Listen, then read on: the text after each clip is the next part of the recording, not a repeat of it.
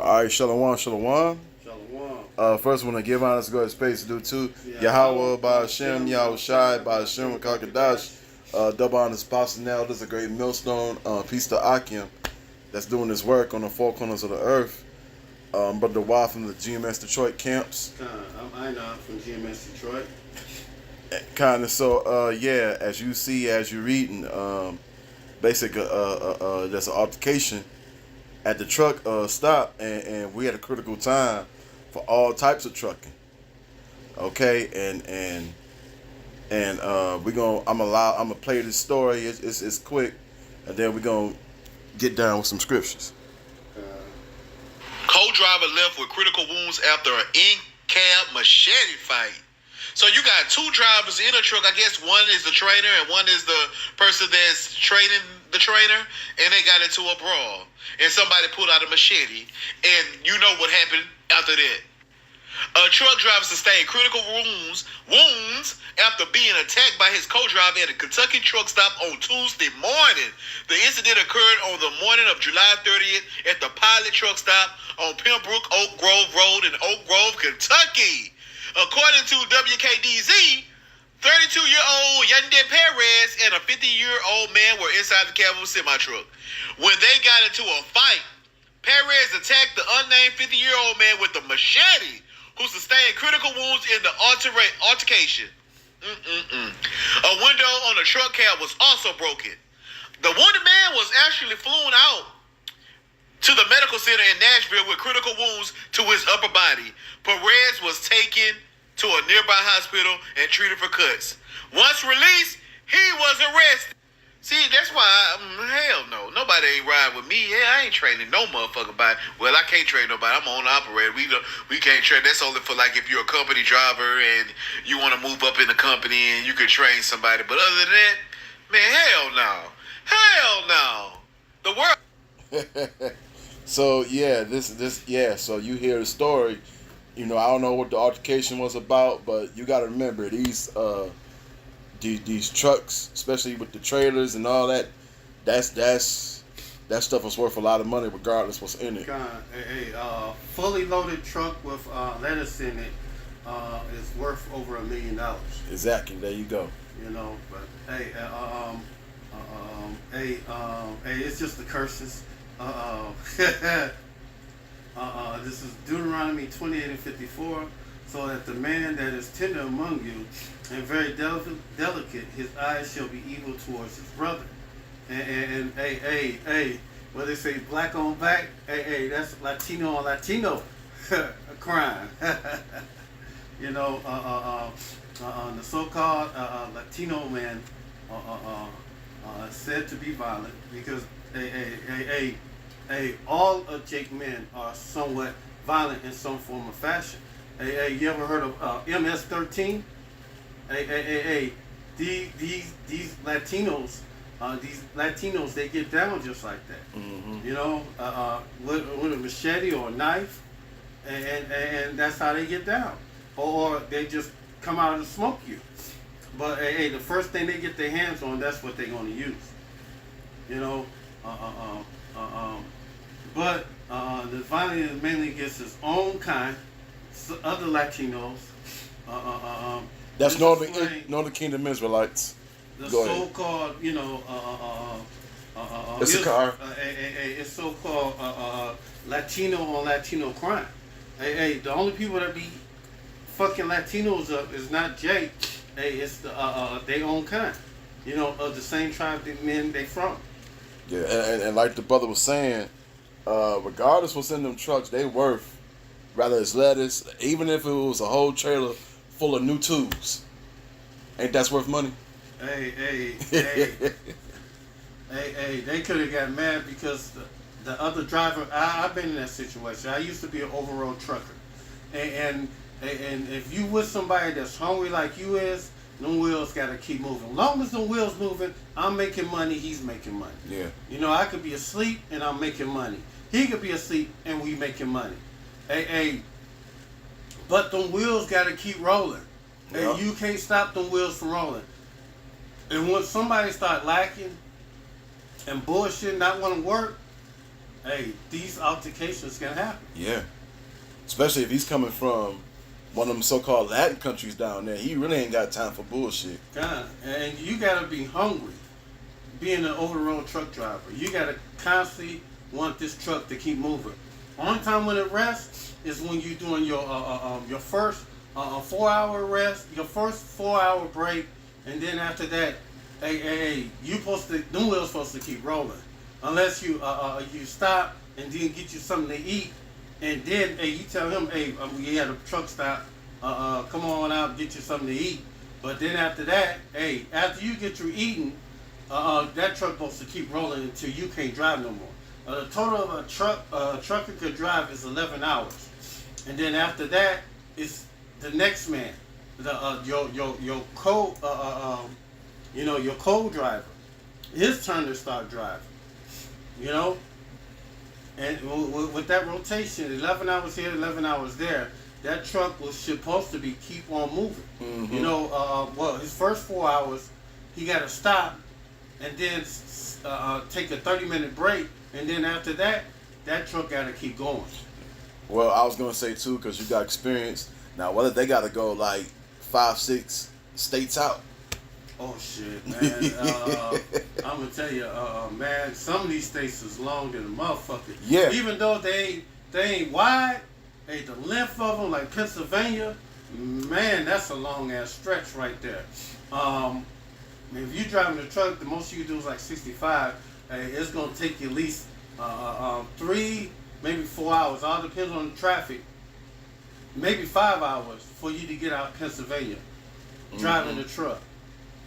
Man, it's insane because if you don't have that bypass where you can do 70 and you have the limiter where your truck got the most speed you can do is 65, it's gonna be a long stretch, you know, or going through Precept. going through the mountains over there in Las Vegas, heading from there to Vegas to California.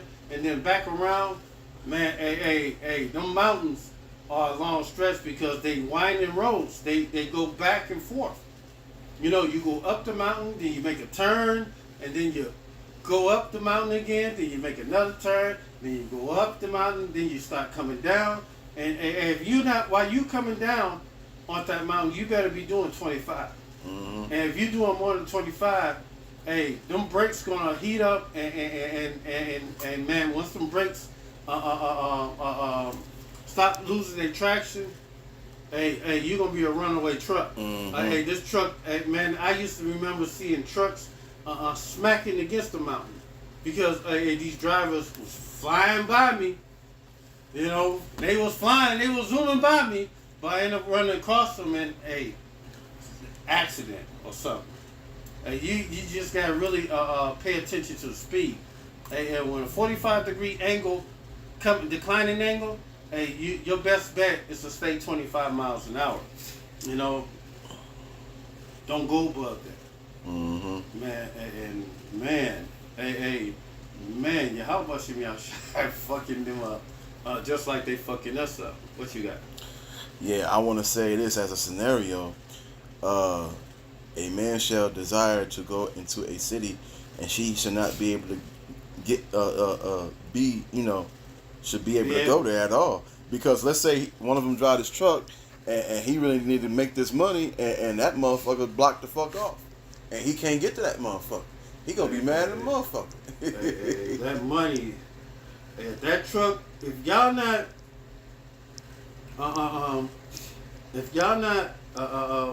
moving, doing the same type of work, pushing out the same results, somebody's bullshitting, and it's affecting your money. You know, and coming soon, it's gonna be more of that. So-called men fighting men of your own kind. Matter of fact, Secretary Ezra said friends should be like enemies. Yep. Coming soon. They've been knowing each other for 30, 40 years. Been knowing motherfuckers their whole life. Yep. And all of a sudden they start trying to kill each other. Can I grab this right quick? Since you brought that up. Yeah, second Ezra chapter 15 verses 19. A man shall have no pity upon his neighbor, but shall destroy their houses with the sword and spoil their goods because of the lack of bread and for great tribulation. Okay, because hey, people gonna be starving. They ain't thinking about all this other stuff out here now. You can forget that. And really, y'all supposed to be like supposed to be watching out for each other back. Yeah. You know, when you riding teams, hey, you supposed to watch out for the driver, the guy that's with you. If something happens, he gotta stop the truck and get out. Hey, you supposed to get out and back him up. You know, you just can't let him do whatever. And then you come back and he fucked up. The load is taken off your truck and all that shit. Hey, you gotta watch and look out for your fellow driver. You know, and you there for each other's protection. Mm-hmm. And really, they ain't supposed to have no knives, no guns, none of that shit. But truckers do be carrying that shit. You know, knives and guns. You know, what I have noticed. But but hey, it's just the times we living in right now. I mean, we're all time times of things happening right now. Especially we're at the time of never before. You got something? Well, this second Ezra 6:24. Hey, it's gonna be all out, chaos. Especially when food run out, and when these truckers start running into these markets.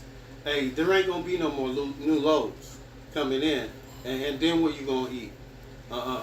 Hey, bro, man from the fifth floor gonna be coming knocking on your door, talking about he want a sandwich, and he ain't gonna be bullshitting. I know you got some food up in here. You always eating that good shit, you always throwing parties. I know you got something in your deep freezer, man.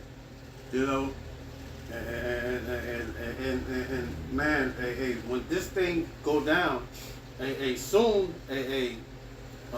when there's no food in the street, no food in the marketplace, you're gonna be knocking on your neighbor's door, trying to get something to eat. You better hope, Yahweh Shem Yahshua have mercy upon you. Your name is in the book. The scriptures say, "My servant shall eat, but ye should be hungry.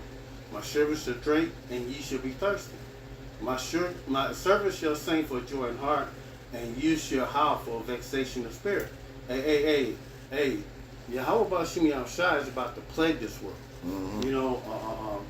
Suddenly shall the sown places appear unsown, and the full storehouses shall suddenly be found empty. And these warehouses, these storing warehouses where most of these companies get all their goods from. Like Kroger, Walmart, they got their own warehouse supply and a building where they keep all their goods at. And when them things are empty, there ain't shit going to these grocery stores. That's what this scripture is referring to. And the trumpet shall give a sound which every man heareth, which when every man heareth, they shall be suddenly afraid. And you know how them air sirens, how they used to play, turn off the lights. And it was like, first it was for like warning, telling you about tornadoes. And then they switched it from that to letting you know that when you hear it, hey, you're supposed to go down to your basement and tuck your hand between your knees. Hey, it might be a nuke coming away. You're trying to escape from being hit from it. But there's no escaping when them nukes come. And when every man hear it, they shall be suddenly afraid. And a big bodybuilding type motherfuckers like Arnold Schwarzenegger type of guys, they gonna be like little women at that time. And a lot of them gonna be like little women at that time too, because they starting back up the draft. And who they gonna come get? They gonna snatch up some of these muscle-bound guys and make them come out with a gun and see what they can do. They're gonna come get women too. Because women ain't you don't want to be equals, right? Feminism, women live. You don't want to be paid and treated like men. So it's only a righteous day, that the Supreme Court says unconstitutional for the U.S. Army militaries to draft men and not women. So now women's going to get drafted around along with it. Right now they're saying men right now, but in a minute they're going to put it on women. Just like in Ukraine, women had gas, and they was fighting along in the war alongside men.